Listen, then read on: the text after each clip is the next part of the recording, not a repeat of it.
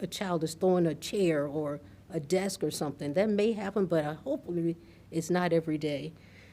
The other thing is, we have started this an intentional and methodical method to increase teachers' pay since 2017.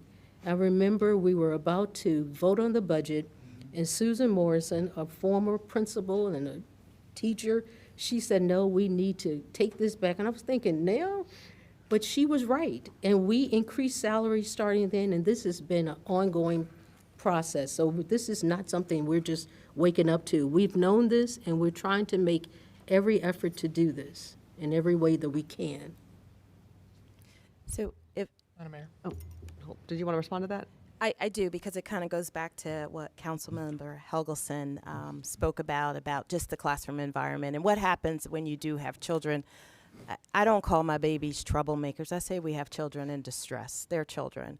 And they don't always make the best choices, and they may not even have the best role models, but that's what our education system, our social system is there to help our children make better decisions.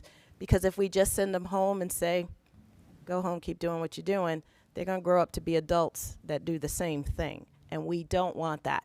So what are we doing? Because you said throwing money at the problem doesn't solve the problem. What do we do for teachers when we do have kids who, you know, they are doing things that, okay, this requires a suspension or a removal for class. And I asked Dr. Brown to come up because we are doing some innovative things that are different to relieve that pressure in the classroom so that learning can continue for all of the children, but we also don't have any child, nobody birthed the child and said this one is the throwaway child. So it is our duty and responsibility to work with children, and how do we get them in a position where they can re-engage in the classroom, access learning, and then become that productive citizen. So I just want to give him like 2 minutes to talk about what happens or some of the things that we're doing with